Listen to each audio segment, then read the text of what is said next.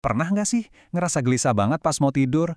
Pikiran tuh kayak lari kemana-mana, nggak bisa berhenti. Padahal seharian itu isinya senang-senang aja. Kalau pernah, Anda nggak sendirian kok. Nah, kali ini kita akan coba memahami perasaan gelisah dan susah tidur ini, tapi dari kacamata yang mungkin belum pernah Anda bayangkan sebelumnya. Kita akan melihatnya melalui lensa kebijaksanaan kuno elemen api. Kita mulai dari pertanyaan inti ini.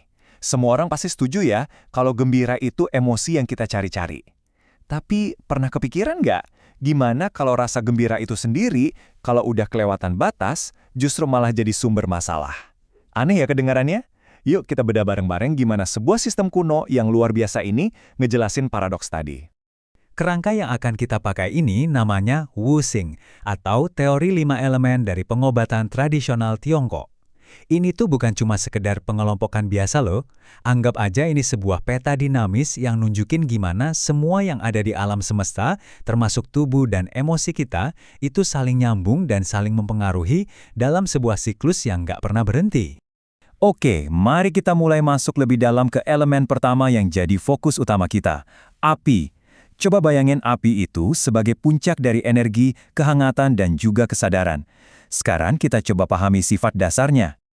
Teks-teks kuno menggambarkannya dengan sangat puitis. Api itu berkobar ke atas. Jadi sifat alaminya itu naik ke atas, menyebar, memberi kehangatan, dan punya kekuatan buat mengubah sesuatu. Pikirin deh kayak matahari pas lagi terik-teriknya, atau semangat yang membara yang bikin kita ngerasa benar-benar hidup. Nah, itulah inti dari elemen api. Nah, di sini nih, semuanya jadi makin seru. Coba lihat gimana elemen api ini muncul di dalam tubuh kita. Ternyata, dia itu terhubung dengan jantung dan usus kecil. Dan yang paling krusial buat pembahasan kita, emosi yang terkait dengannya adalah gembira. Tolong diingat baik-baik ya koneksi ini, api, jantung, dan gembira. Ini adalah 3 kunci buat membuka semua pemahaman kita selanjutnya. Sekarang, kalau kita ngomongin jantung dalam konteks ini, kita nggak cuma ngomongin organ yang memompa darah ya. Dalam pandangan ini, peran jantung itu jauh lebih besar dan lebih penting dari itu. Metaforanya ini dalam banget. Coba deh bayangin, jantung itu adalah sebuah istana. Dan di dalam istana itu, yang bertahta adalah Shen, kesadaran kita, pikiran kita, jiwa kita. Dialah sang kaisar. Kalau kaisarnya tenang dan bijaksana, ya seluruh kerajaan atau tubuh kita ini bakal harmonis. Dan syarat utamanya apa? Ya istananya harus damai dan tentram kan?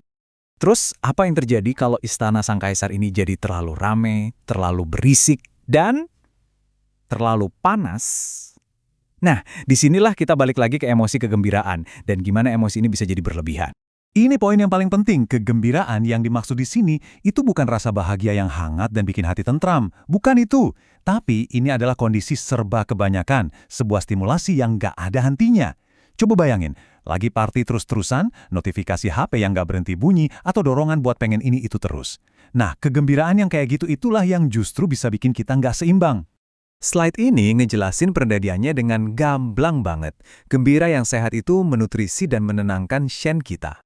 Ibaratnya kayak musik yang merdu buat sang kaisar. Sebaliknya, stimulasi berlebihan itu justru melemahkan energi jantung dan bikin Shen jadi gelisah. Mirip kayak suara bising terus-terusan yang bikin kaisar jadi pusing dan nggak bisa istirahat. Kondisi nggak seimbang yang disebabkan sama overstimulasi ini punya nama khusus dalam pengobatan tradisional Tiongkok, api jantung, atau heart fire. Dari namanya aja udah kebayang ya, panas gitu. Coba deh bayangin lagi istana sang kaisar Adi, jantung kita. Tapi kali ini istananya itu kepanasan, kayak lagi terbakar. Kira-kira sang kaisar alias Shen kita bisa istirahat dengan tenang nggak di sana? Jelas nggak bisa. Dia pasti bakal jadi gelisah, nggak bisa diam, pengennya gerak terus nyari tempat yang lebih adem. Dan inilah, dari sudut pandang ini, akar dari perasaan cemas dan insomnia yang sering kita rasakan. Dan ini dia wujud fisiknya. Kegelisahan Shen tadi itu bisa muncul jadi jantung yang berdebar-debar atau palpitasi. Susahnya menenangkan pikiran pas malam hari, ya jadinya insomnia dan sering mimpi aneh yang bikin capek. Terus, panas yang berlebihannya itu muncul sebagai rasa haus, muka yang gampang memerah, dan yang khas banget nih, sariawan di mulut.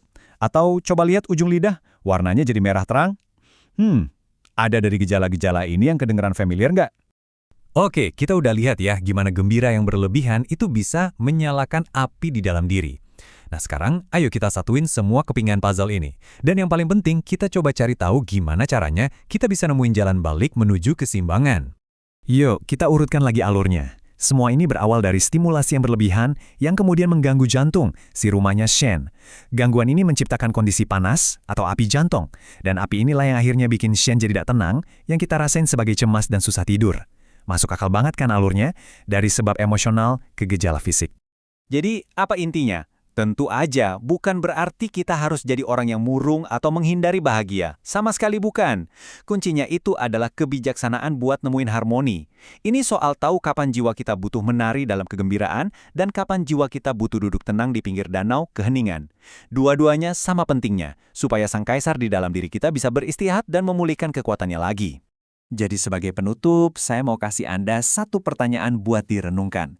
Di tengah dunia kita yang kayaknya selalu nyala dan penuh stimulasi ini, gimana cara Anda menciptakan ruang untuk matiin sejenak, untuk mencari ketenangan? Di mana Anda menemukan titik harmoni antara api semangat dan sejuknya air kedamaian?